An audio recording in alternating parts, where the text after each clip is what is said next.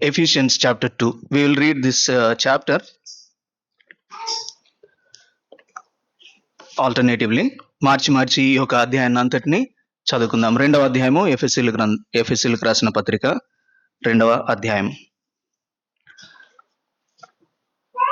And you have been quickened, who were dead in trespasses and sins, wherein in the time past he walked according to the course of this world, according to the prince of the powers of the air, and the spirit that now worketh in the children of the disobedience, among whom also we all had our conversation in time past in the lusts of our flesh, fulfilling the desires of the flesh and of the mind, and were by nature the children of wrath, even as others. But God, who is rich in mercy, for his great love wherewith he loved us, even when we were dead in sins, hath quickened us together with Christ.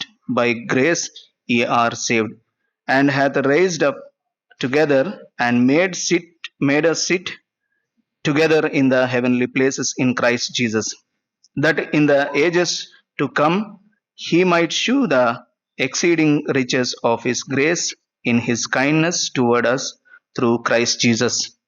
For by grace are ye saved through faith, and that not of yourself, it is a gift of God, not of works, lest any man should boast. For we are his workmanship, created in Christ Jesus unto good works, which God hath before ordained that we should walk in them. Wherefore remember that ye being in time past Gentiles in the flesh, who are called uncircumcision by that which is called the circumcision in the flesh made by hands, that at that time ye were without Christ, being aliens from the commonwealth of Israel, and the strangers from the covenants of promise, having no hope, and without God in the world. But now in Christ Jesus, ye who sometimes were far off are made nigh by the blood of Christ. For who is our peace, who hath made both one, and hath broken down the middle wall of partition between us, having abolished in his flesh the enmity, even the law of commandments contained in ordinances, for to make in himself of twain one new man, so making peace, and that he might reconcile both unto God in one body by the cross, having slain the enmity thereby, and came and preached peace to you which were afar off, and to them that were nigh. For through him we both have access by one Spirit unto the Father. Now wherefore ye are no more strangers and foreigners, but fellow citizens with the saints and of the household of God, and are built upon the foundation of the apostles and prophets, Jesus Christ himself being the chief cornerstone, in whom all the building fitly framed together groweth unto an holy temple in the Lord, in whom ye also are builded together for an habitation of God through the Spirit. Let us pray. మా ప్రేమ గల తండ్రి, జీవం గల దేవ, నీ యొక్క వాక్యం చుట్టూ ప్రభా మేము చేరి వచ్చాం. అలసిన మా యొక్క దేహాలకు ప్రభా మీరు ఉద్యోగాన్ని అనుగ్రహించండి. మీ యొక్క మాటల్లో నుంచి ప్రభా మేము ఏమి గ్రహించగలుగుతామో మీ పరిశుద్ధాత్మ దేవుని ద్వారా మాకు తెలియజేయమని, అయోగ్యులను, అపాత్రులను, అవలక్షణాలు కలిగిన వాడిను నన్ను కూడా ప్రభా మీ యొక్క సిలువ చాటును మరుగుపరుచుకొని ప్రభా నోటి మాంద్యం గలవాడును నన్ను నా నోటిని ముట్టి ప్రభా మీరే మయంకరంగా వాడుకోమని, ఈ యొక్క సమయాన్ని సంఘానికి క్షేమాభివృద్ధి కలిగి ఉన్నట్లు ప్రభా మేము ప్రతి ఒక్కరూ మీ యొక్క వాక్యాన్ని శ్రద్ధతో విన్నట్లు ప్రతి విధమైన ప్రభా ఆటంకముల నుంచి, కలవరం నుంచి మమ్మల్ని తప్పించమని, సంఘంగా ప్రభా యేసుక్రీస్తు అత్యున్నతమైన శక్తి గల నామంలో చీకటి అంధకార శక్తులన్నింటినీ బంధిస్తూ మీ విజయాన్ని కోరుకుంటూ యేసుక్రీస్తు నామములో ప్రార్థించి అడిగి వేడుకుంటున్నాం తండ్రి. ఆమేన్.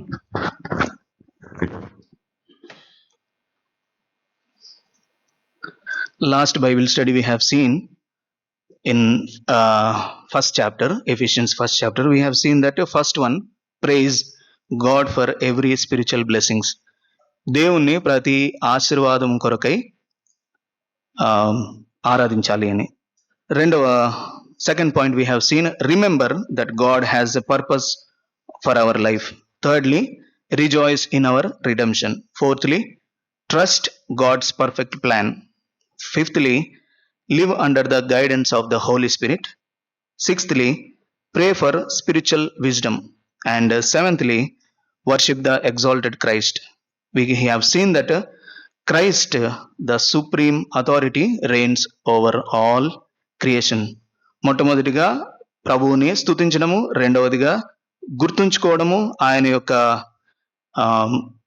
ఆయన చేసిన కార్యాలని, మూడవదిగా ఆయనలో విమోచన కొరకు ఆనందించటం, నాలుగవదిగా ప్రభు యొక్క ప్రణాళికల మీద మనము నమ్మిక ఉంచటం, ఐదవది పరిశుద్ధాత్మ దేవుని యొక్క ఆధ్వర్యంలో మనము జీవించడం, ఆరవది పౌలు ఏ విధంగా అయితే ఎఫెసీయులకు జ్ఞానం కావాలని కోరుకున్నారో మనం కూడా దేవుని యొక్క జ్ఞానాన్ని కోరుకోవటం, ఏడవది ప్రభు అయిన క్రీస్తును, అత్యున్నతంగా హెచ్చింపబడిన క్రీస్తును మనము ఆరాధించటం. Now we have read chapter 2. ఈ యొక్క రెండవ అధ్యాయాన్ని మనం చదువుకున్నాము. This chapter talks about the masterpiece of reconciliation. ఈ యొక్క అధ్యాయం ఏం చెప్తుంది అని అంటే, దేవునిలో సమాధాన పరచబడటానికి ఒక గొప్ప కళాఖండాన్ని ప్రభు ఏ విధంగా ఆయన చేశాడో మనం చూస్తాం. In the first century AD, Ephesus was a major city which was a part of Roman Empire.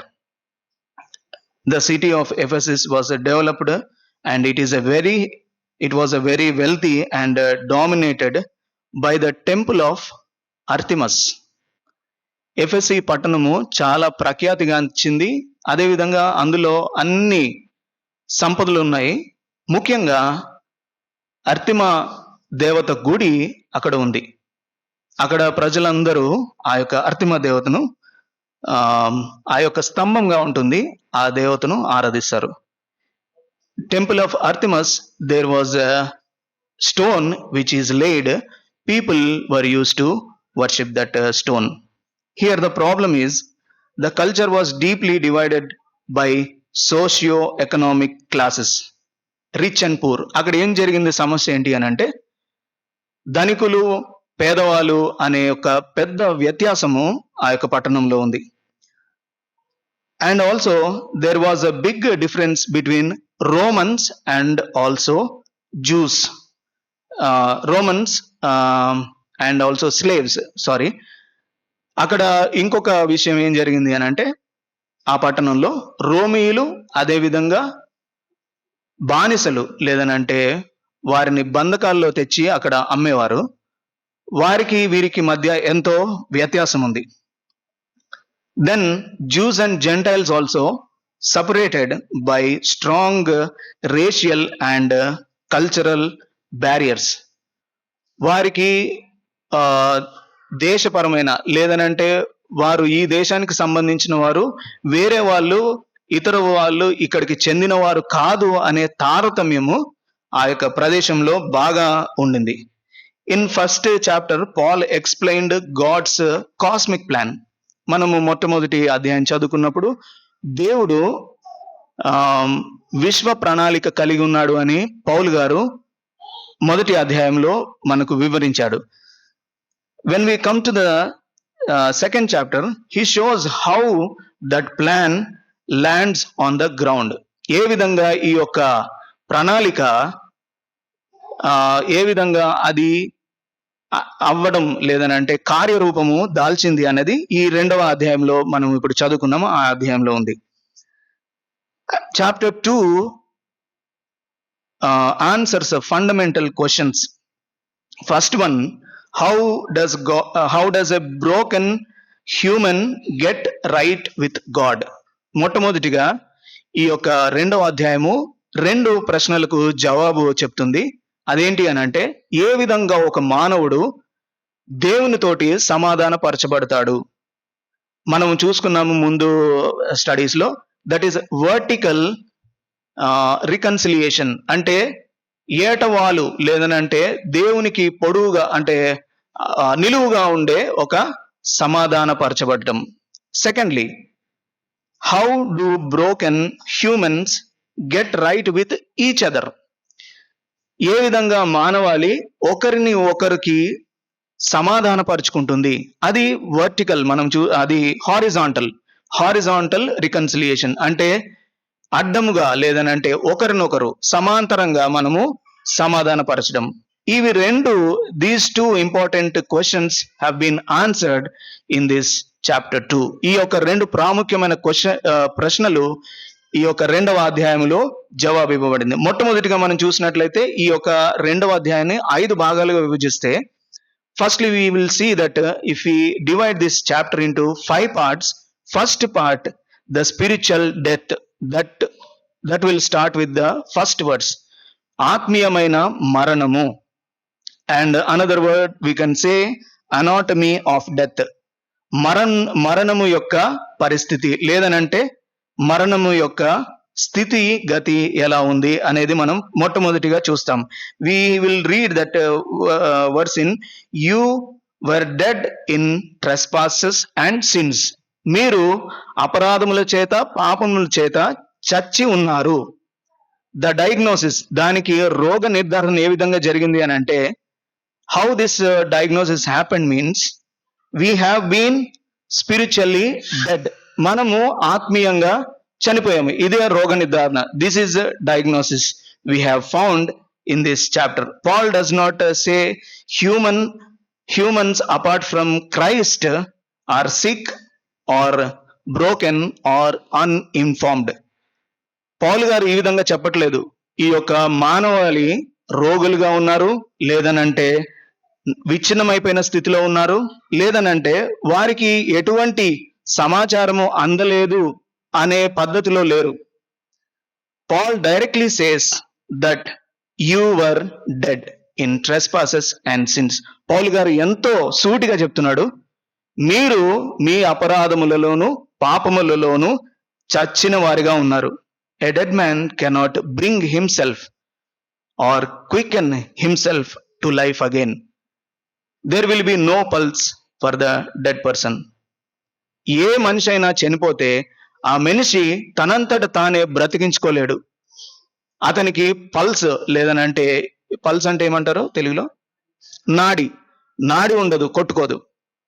A spiritual dead person cannot restore fellowship with the Lord. ఆత్మీయంగా మరణించిన వ్యక్తి దేవునితోటి తన యొక్క సంబంధాన్ని పునరుద్ధరించుకోడు. It will be by the strength of God. కేవలం అది దేవుని యొక్క బలము చేతనే అవుతుంది. So we can see that what was our condition means we were dead in trespasses and sins. మన యొక్క పరిస్థితి ఏ విధంగా ఉంది అని అంటే, మనము పాపముల చేత అపరాధముల చేత చచ్చిన వారు ఉన్నాం. Trespass means to take a wrong step are crossing clearly defined boundary.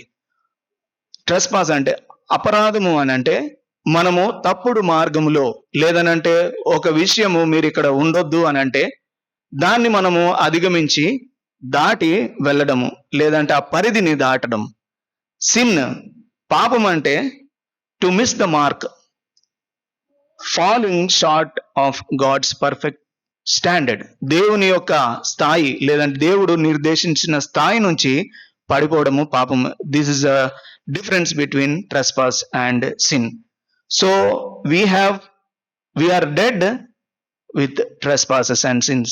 ఇక్కడ పౌలు ఏం చెప్తున్నాడు అంటే, మనము అపరాధముల చేత పాపముల చేత చచ్చిన వారం. Now if we read from 2 and verse 2 and 3, we can see the 3 enemies of humanity. మానవునికి ఉన్న 3 శత్రువులు మనము 2వ వచనము 3వ వచనంలో చదువుతాం. First one, Paul identifies the 3 powerful influences that keep spiritual dead people trapped in sin. పాపములో బంధించబడి ఉండటానికి 3 ప్రభావాలు లేదంటే 3 విషయాలు మానవుని పైన ప్రభావం చూపుతున్నాయి. First one, the world. We have seen that second chapter second line, walked according to the course of the world. మీరు ఈ యొక్క లోక ధర్మము చొప్పున నడుచుకున్నారు. That is the external influence. అది బాహ్యమైన ప్రభావం చూపే విషయము, బాహ్య శత్రువు. Following the course of the world, ఈ యొక్క లోకము నుంచి మనము లోకానుసారంగా నడుచుకోవడం. That may be the dominant values, culture and systems of the world that excludes God. దేవుని కాకుండా మిగతా విషయాలు వేరే వాటికి మనం విలువ ఇవ్వడము, లేదనంటే ఈ యొక్క లోకంలో ఉన్న పోకడలను అనుసరించడము, లోకంలో ఉన్న పద్ధతులను మనం అనుసరించడం, అది మొదటి శత్రువు. Second enemy or second influential thing to trap in the sin is the devil, అపవాది. We have been trapped in sin through the devil. మనము ఈ అపవాది చేత పాపంలో చిక్కుబడి ఉన్నాం. That's what we have scene, the prince of the power of the air, వాయు మండల సంబంధమైన అధిపతి. A real spiritual enemy who works to lead people in to rebellion against God. వీడే నిజమైన శత్రువు అన్నాడు. దేవునికి వ్యతిరేకంగా మనము పాపం చేయడానికి ప్రేరేపించేవాడు. ఫస్ట్ వన్, బాహ్య శత్రువు, external enemy. Second one, devil or Satan, that is supernatural enemy, లోకాతీతమైన శత్రువు. And third one, the flesh, internal అంటే అంతరంగ శత్రువు. మొట్టమొదటిది బాహ్య శత్రువు, లోకము. లోకాతీతమైన శత్రువు సాతాను. మూడవది శరీరము, ఇది అంతరంగ శత్రువు. So we are fighting with this 3 enemies. మనము ఈ యొక్క 3 శత్రువులతోటి పోరాడుతున్నాం. What this flesh will do, ఈ యొక్క శరీరం ఏం చేస్తుంది? Carrying out the desires of the body and the mind. మనకు మనసుకు చొప్పున శరీరానికి లేదంటే మనకు దేహానికి కావలసిన విషయాలన్నిటినీ జరిగించుకోవడం. Our sinful nature that seeks self satisfaction. మనకు సంతృప్తి కలిగే విధంగా ఈ యొక్క శరీరము మనల్ని లోపరుచుకుంటుంది. So these are the 3 enemies. What is the consequence? దీని యొక్క పర్యవసానం ఏంటి అని అంటే, we can read in verse 3, last portion, and were by nature the children of wrath even as others. మనం ఏమింది అని అంటే, మనము స్వాభావికంగా దేవునికి శత్రులమయ్యాం. ఈ 3 విషయాల్లో మనము అంతరంగంగా శత్రువు చేతిలో చిక్కున్నాం. We have been trapped in to the external enemy, and we have been trapped by the supernatural enemy, and also we have been trapped with the internal enemy. మనము బాహ్య శత్రువుతో లోపరచబడ్డాము, అదేవిధంగా లోకాతీతమైన శత్రువుతోటి లోపరచబడ్డాము. మూడవది అంతరంగమైన శత్రువు మన శరీరంతో కూడా లోపరచబడ్డాం. Apart from Christ we are guilty of sin. ప్రభువు లేకుండా, ప్రభువు ఆవల మనము పాపము యొక్క నేరము ఉంచబడి ఉన్నది మన మీద. And we were condemned under the holy and righteous anger of God. దేవుని యొక్క పరిశుద్ధమైన నీతియుక్తమైన ఉగ్రత కింద మనము ఉన్నాం. Knowing our true condition prepares our heart to receive God's mercy. దేవుని యొక్క కృపను మనం పొందుకోవడానికి మన యొక్క నిజమైన పరిస్థితి ఏంటో మనము తెలుసుకోవాలి. The deeper we understand our sin, the greater we see God's grace and forgiveness. మనం ఎంతగా మన యొక్క పాపాన్ని అర్థం చేసుకోగలుగుతామో మన పాపం యొక్క తీవ్రత ఎంతగా ఉందో మనము తెలుసుకోగలుగుతామో అంతగా మనము దేవుని యొక్క కృపను, ఆయన యొక్క క్షమాపణను మనము అర్థం చేసుకోగలం. That is the first point. That is the death, the spiritual death, anatomy of death. Secondly, spiritual resurrection. We were dead, but we have been quickened. How we have been quickened? Second point, the spiritual resurrection, divine rescue. దైవికమైన రక్షణతోటి ఆత్మీయమైన పునరుద్ధానాన్ని మనం పొందుకున్నాం. That is what we read.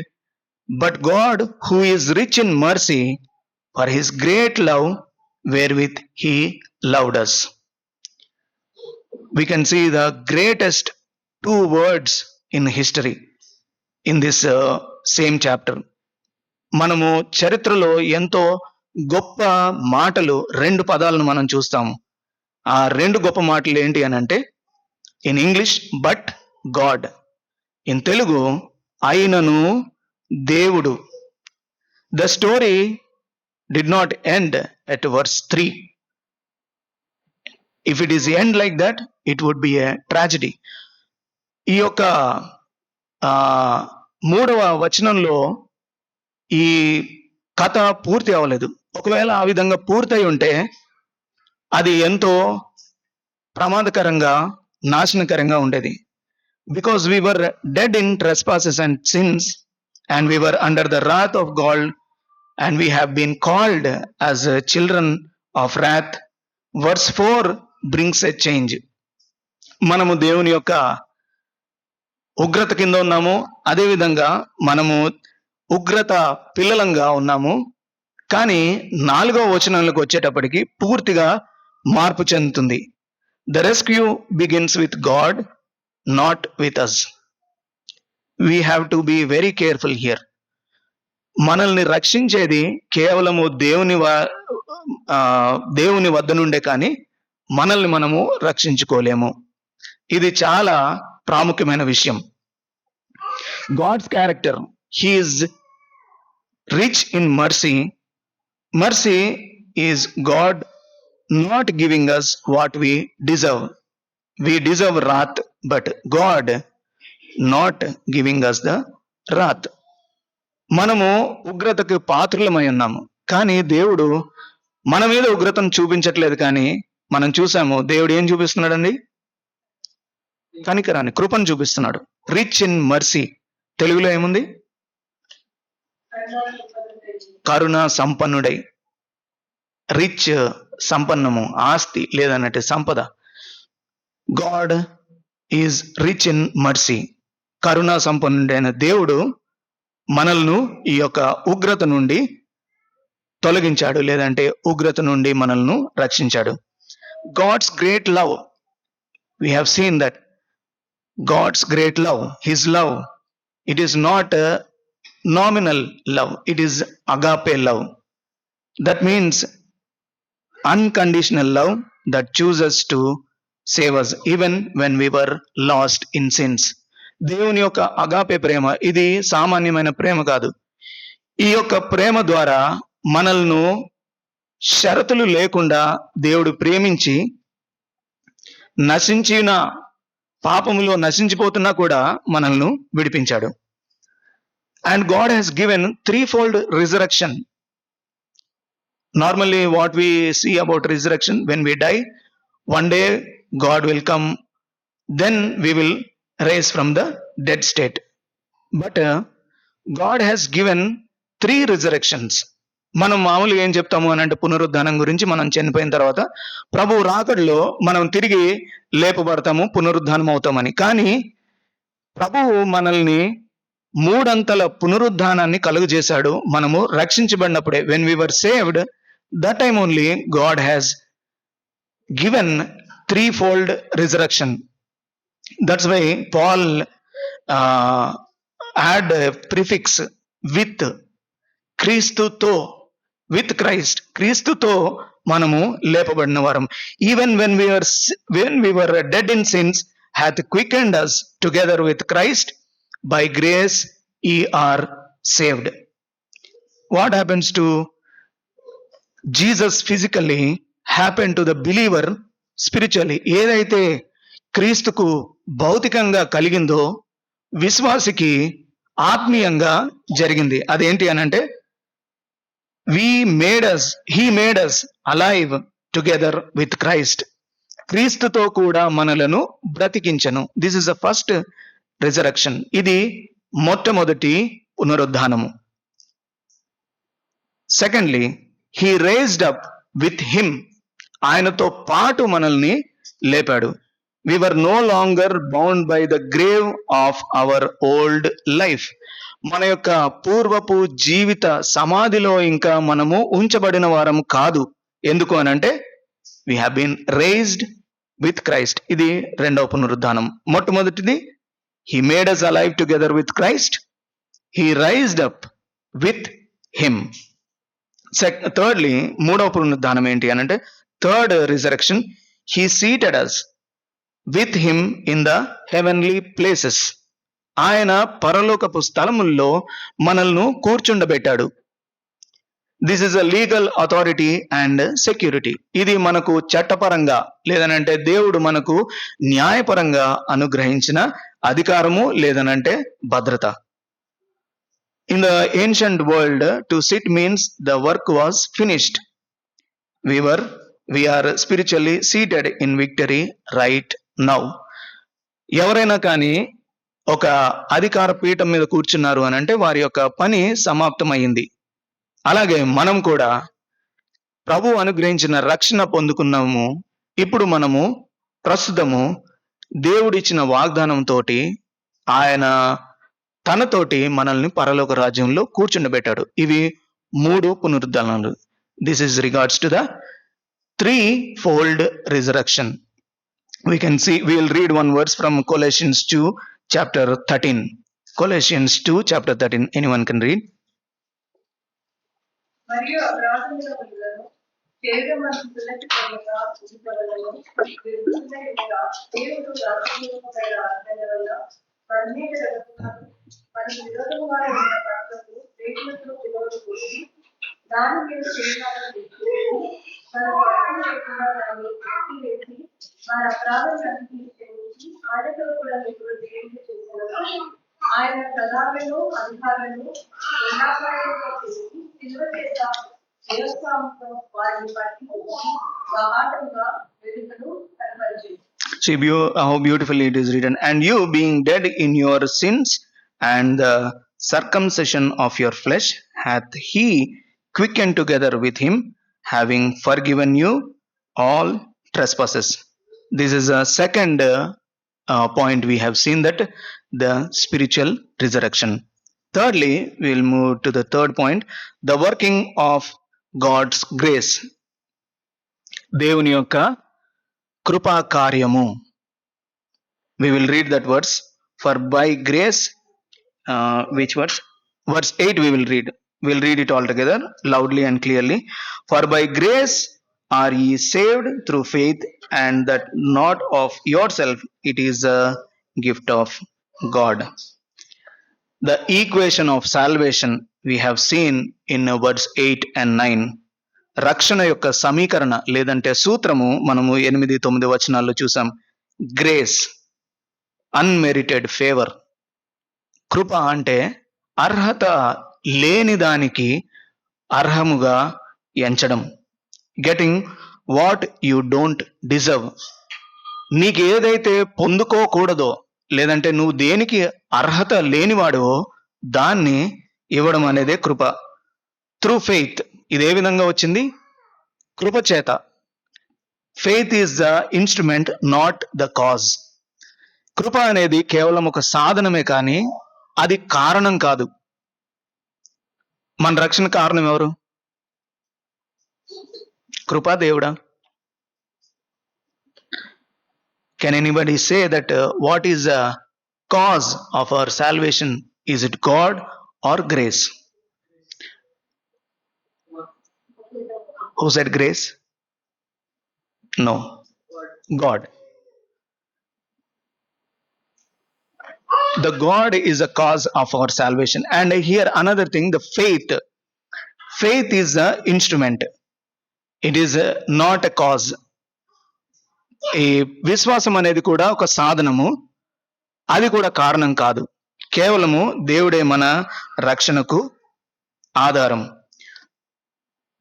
Who is the cause of our salvation is God, and what is the cause of our salvation is also God. మన యొక్క రక్షణకు కారణం ఏంటి? దేవుడే. ఎవరు మన రక్షణకు కారణమయ్యాడు అని అంటే అది కూడా దేవుడే. Faith is simply the empty desperate hand that reaches out to accept the gift.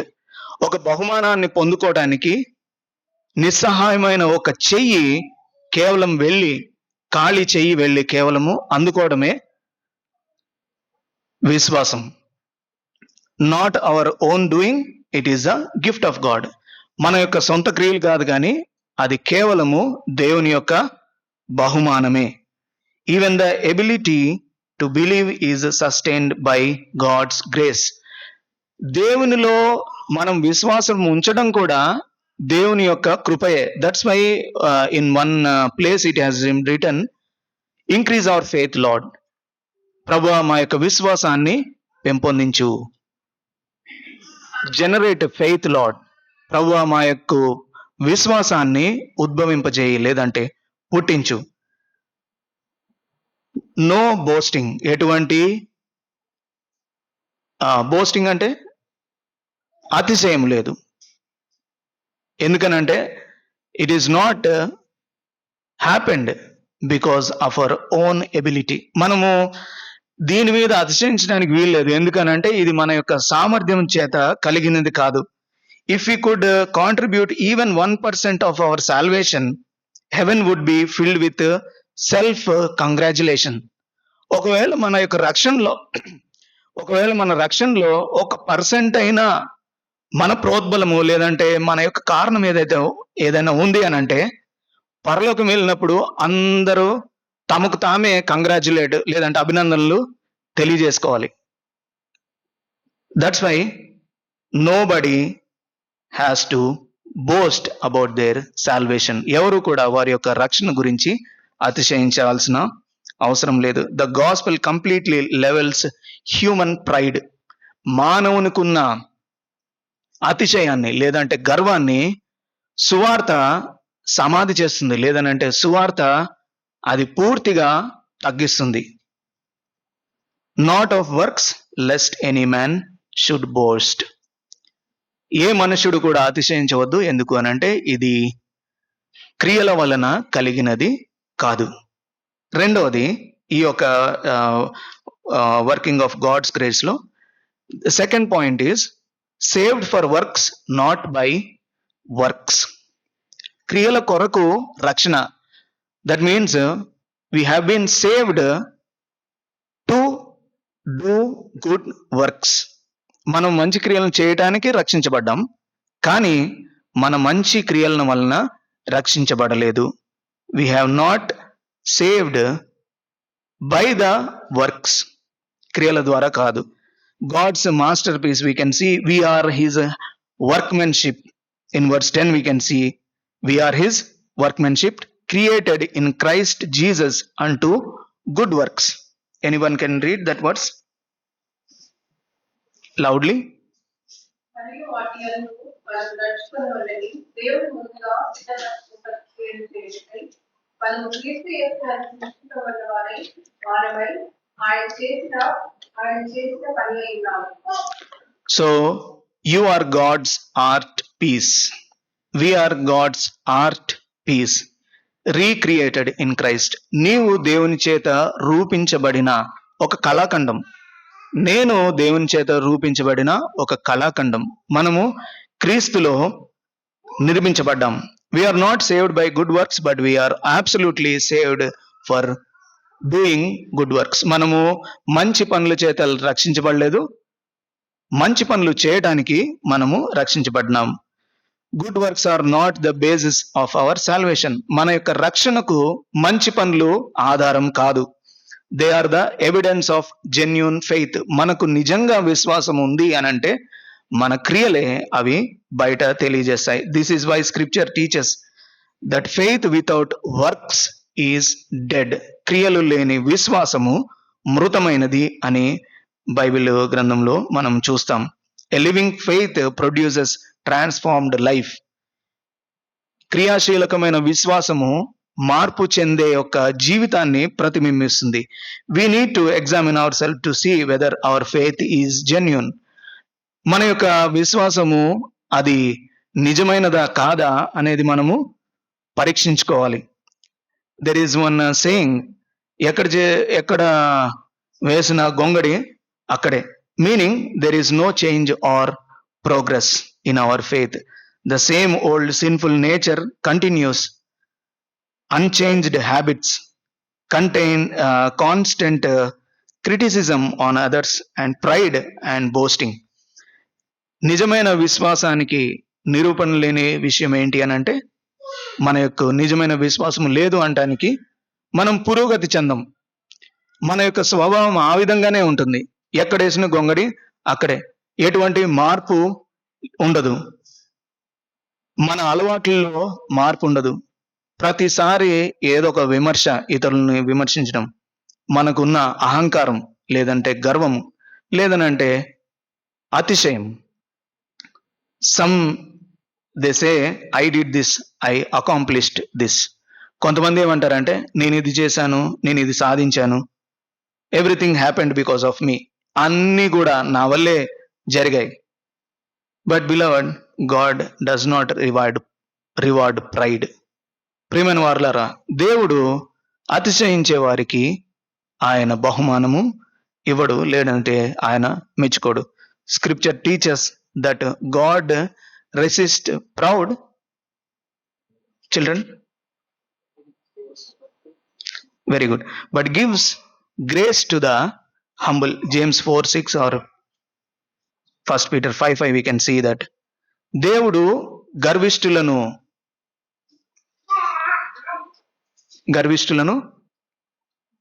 అణిచి దీనులకు ఆయన గర్విష్ఠులను తగ్గించి దీనులను ఆయన హెచ్చిస్తాడు. When our faith is genuine, our works are done to glorify God. ఒకవేళ మన విశ్వాసము నిజమైనదైతే, వాస్తవికమైనదైతే, మనం కేవలము ఆ యొక్క విశ్వాసం ద్వారా దేవుణ్ణి మహిమపరచగలుగుతాం. అంతేగాని మనము ఆ యొక్క విశ్వాసంలో లేదనంటే మనం చేసే పనుల్లో మనము అతిశయించము. So while works cannot save us, true saving faith will always be seen in the way we live.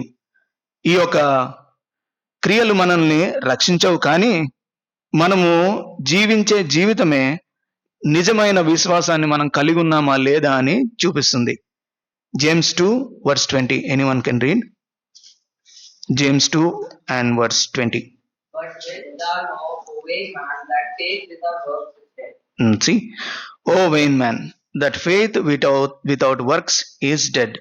God has designed the path of obedience and service for every believer to walk in. That's why we have read in verse 10 that we have been saved to do the good works. మనం ఇక్కడ చదువుకున్నాము, దేవుడు ఒక మార్గాన్ని మనకు ఇచ్చాడు. ఆ యొక్క మార్గంలో మనం విధేయత చూపించి మనము మంచి పనులను చేయటానికి. There are two views with regards to God good works. రెండు అంశాలు ఉన్నాయి ఈ యొక్క మంచి క్రియల గురించి. ఒకటి ఏంటంటే తప్పుడు దృక్పథం, రాంగ్ వ్యూ. అదేంటి అని అంటే faith plus works equal to salvation. క్రియలు మరియు విశ్వాసము రక్షణ అని చెప్పేవారు ఉంటారు. అది తప్పుడు బోధ, దయచేసి దాన్ని నమ్మొద్దు. బైబిల్ చెప్పే బోధ, what is the biblical view is faith equal to salvation plus good works. మనం విశ్వాసం ఉంచడం వలన రక్షణ కలుగుతుంది. ఆ రక్షణను బట్టి మనము మంచి కార్యాలు చేస్తాము. అదే ప్రభు అందుకే మనల్ని రక్షించుకున్నాడు. God have been saved us to do good works through faith. Fourth one, the demolition of the wall. అడ్డగోడ నిర్మూలించడము. What is this demolition of wall? ఈ యొక్క గోడ కూలద్రోయడము ఏంటి అంటే we will see in verse 11. Sorry, it is not verse 11. verse 14. Verse 14. For he is our peace, who hath made both one, and hath broken down the middle wall of the partition between us. Paul shifts the vertical to horizontal. Now, ఇప్పుడు Paul గారు ఇప్పటి వరకు కూడా దేవునికి మానవునికి మధ్యన సంబంధించిన సమాధానాన్ని గురించి చెప్పాడు, అంటే నిలువుగా ఉండే ప్రక్రియ. ఇప్పుడు పౌలు గారు ఏం మొదలు పెట్టారు అని అంటే మానవునికి లేదనంటే అడ్డముగా ఉండే ప్రక్రియ. Broken wall represents the unity between man to man. ఈ యొక్క అడ్డగోడ తొలగించబడ్డము లేదనంటే పడగొట్టడము ఏం సూచిస్తుంది అని అంటే మనిషికి మధ్యలో ఉన్న వ్యత్యాసం. It is in the ancient world, there was a temple, Jerusalem temple. There only Jews are allowed to enter. No Gentile or nobody could enter in that temple. పురాతనమైన ఆ యొక్క మొదటి శతాబ్దంలో కేవలం యూదులు మాత్రమే మందిరంలోనికి ప్రవేశించాలి. ఎవరైనా అన్యులు ప్రవేశము వారికి నిషిద్ధం. But through the cross took that wall down. Christ has took that wall down. యేసుక్రీస్తు ప్రభు వారు ఆ యొక్క మధ్య గోడను, యూదులకు మరియు అన్యులకు ఉన్న మధ్య గోడను ఆయన త్రోసివేశారు. By fulfilling and abolishing the old ceremonial law system and separated Jew from Gentiles. యూదులకు అన్యులకు మధ్యలో ఉన్న ఆ యొక్క గోడ ఏదైతే విభజించి ఉందో, యేసుక్రీస్తు ప్రభు వారు తను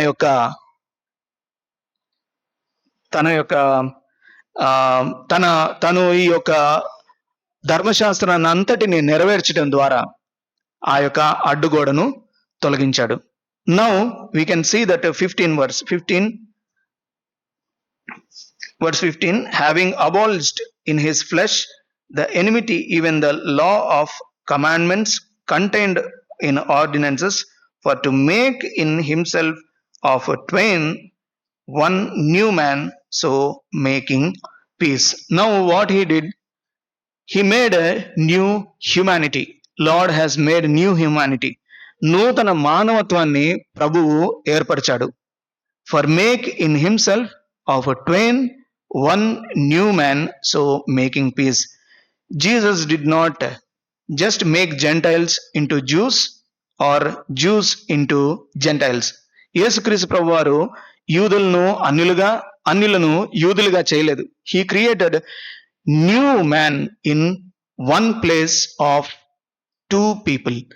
దేవుడు ఇద్దరు మనుషుల మధ్య ఒక స్థలాన్ని ఏర్పరిచి, అంటే ఇద్దరి మధ్య అగాధం లేకుండా లేదనంటే ఇద్దరికి విభజన లేకుండా ఒక స్థలాన్ని, ఒక కామన్ గ్రౌండ్ ని ఏర్పరిచి వీరిద్దరిని ఒకటి చేశారు. అప్పుడే నూతనమైన మానవత్వము లేదనంటే నూతన పురుషుడు ఆవిర్భవించాడు.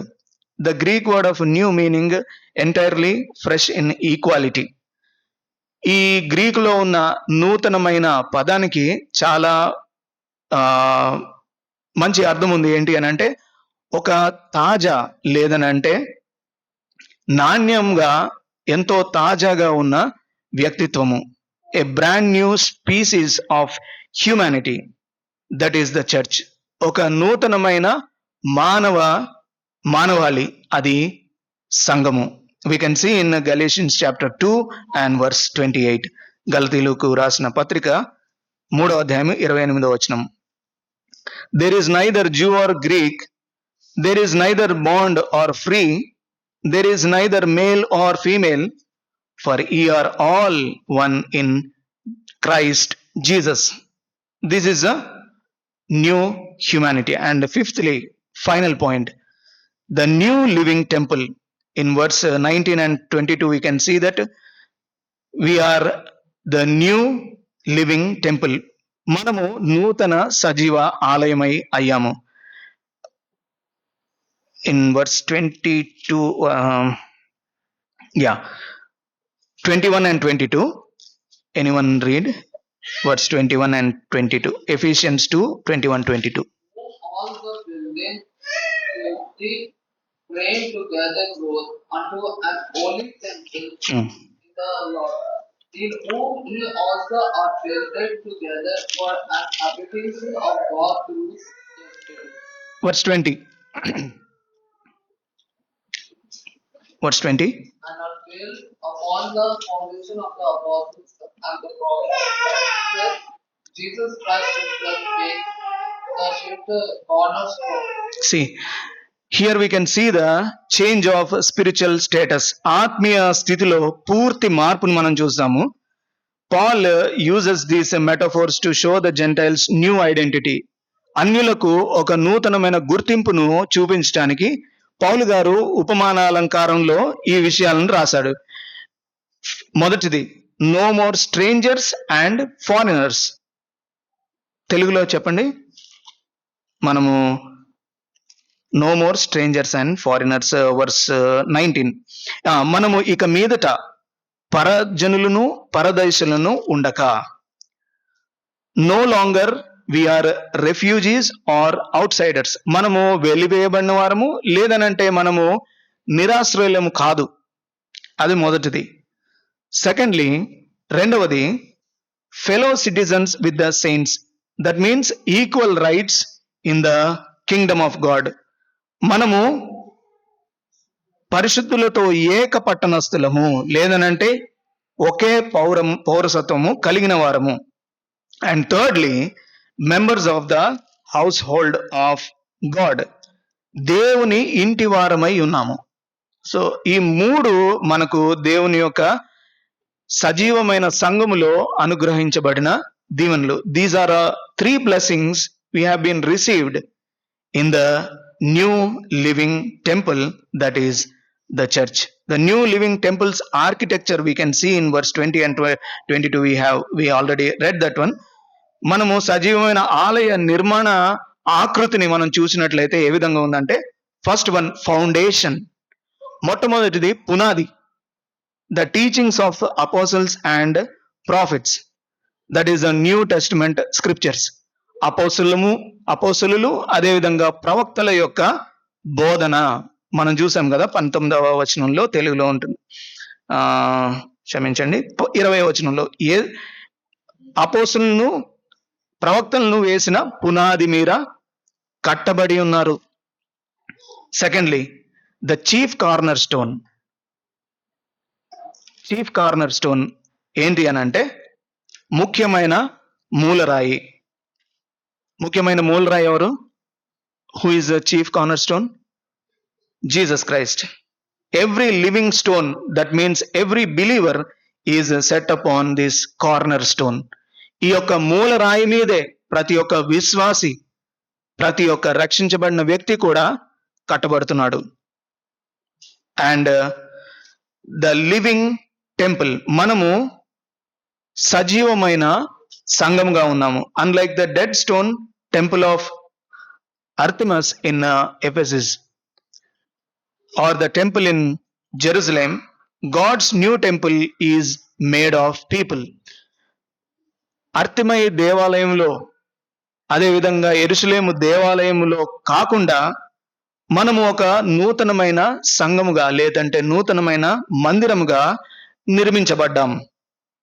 మనము సజీవమైన దేవుని ఆలయమై ఉన్నాం. We are the living temple of God. Every time a new believer is saved, another stone is fitted rightly in to the place of this structure. ఎవరైనా కానీ నూతనంగా రక్షించబడుతున్నారు అని అంటే వారు ఈ యొక్క అద్భుతమైన నిర్మాణమైన దేవుని యొక్క సంఘములోనికి సరి అయిన విధానంలో చేర్చబడుతున్నాడు. లేదనంటే ఫిట్ టుగెదర్ ఇన్ తెలుగులో ఏముందండి, అమర్చబడి, ప్రతి కట్టడము ఆయనలో చక్కగా అమర్చబడి ప్రభునందు పరిశుద్ధమైన దేవాలయమగు అగుటకు వృద్ధి పొందుచున్నది.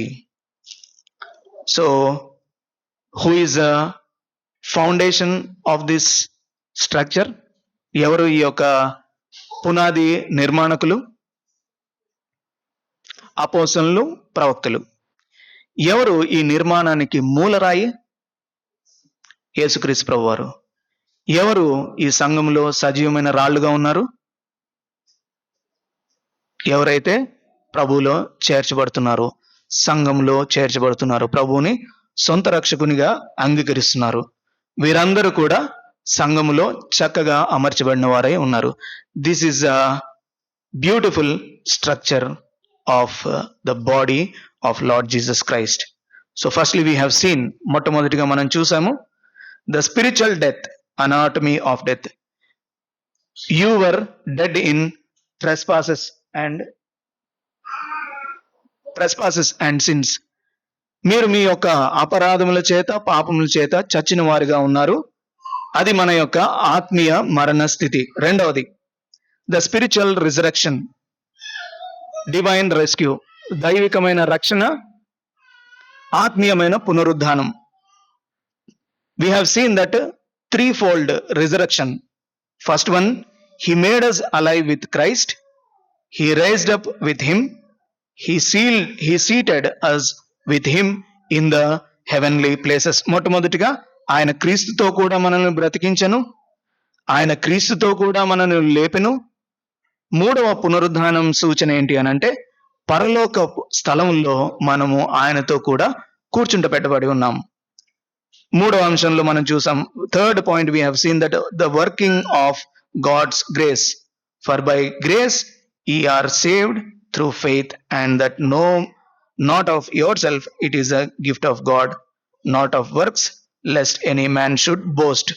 మనం కృపచేతన రక్షించబడి ఉన్నాము, ఇది మన వలన కలిగినది కాదు, ఇది కేవలము దేవుని కృపయే. అందుకే ఇందులో అతిశయించడానికి వీల్లేదు. Fourthly the demolition of the wall, మద్యపు గోడను కూల్చడం, శత్రువుకు సంధి చేయటం. God has demolished the wall between Jew and Gentile through accomplishing and fulfilling the laws in the Old Testament. పాత నిబంధనలో ఉన్న ధర్మశాస్త్రాన్ని నెరవేరుస్తూ ప్రభువు యూదులకు అన్యులకు మధ్యలో ఉన్న గోడను తొలగించాడు. దట్ ఈస్ అది నాలుగో అంశం. And fifthly the new living temple, నూతనమైన సజీవమైన సంఘము. మనమే ప్రభువులో నూతనమైన సజీవ సంఘముగా కట్టబడుతున్నాం. మొట్టమొదటిగా మన యొక్క పునాది, the foundation is our apostles and prophets and their teachings, వారి యొక్క బోధలు, అపోస్తలులు ప్రవక్తల యొక్క బోధన. రెండవది కార్నర్ స్టోన్, మూలరాయి, మన క్రీస్తు ప్రభువే మూలరాయి. ఆయనే ఈ యొక్క హీఈస్ ద ఫౌండ్, మన తెలుగులో చెప్పాలంటే ఆయనే ఆ యొక్క మందిరానికి లేదంటే ఆ యొక్క నిర్మాణానికి ఆధారం. ఆయన ముఖ్యమైన మూలరాయి.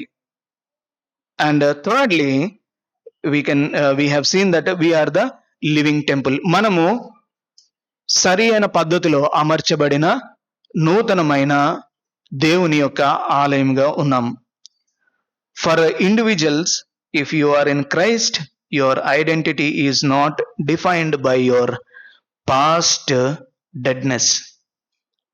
వ్యక్తిగతంగా మనల్ని పరీక్షించుకుంటే మన యొక్క మరణ స్థితి, పాత మరణ స్థితి, దాన్ని బట్టే మనము మన యొక్క ఉనికి ఉందని మనము అనుకోవద్దు. ఎందుకు అని అంటే, మనము క్రీస్తులో ఒక నూతనమైన గుర్తింపును పొందాము. But by God's current craftsmanship we have to live like God's masterpiece. దేవుని యొక్క అద్భుతమైన నిర్మాణము తోటి మనము ఆయన చెక్కిన వారంగా, ఆయన కళాఖండంగా మనము దేవుని ఎదుట మనము జీవించాలి. సెకండ్లీ, ఫర్ ద చర్చ్, అంటే సంఘానికి, because Christ broke down the walls of separation. The church must be most inclusive and unified community on earth. దేవుడు ఈ యొక్క అడ్డుగోడను తొలగించాడు కాబట్టి, ఎటువంటి విభజన లేదు కాబట్టి సంఘం ఏ విధంగా ఉండాలి అని అంటే అన్నిటినీ ఐక్యపరిచేదిగా, అందరూ కలుపుకునేదిగా సంఘం ఉండాలి. Racism, classism, casteism, any form of separation have no right to exist inside the temple of God.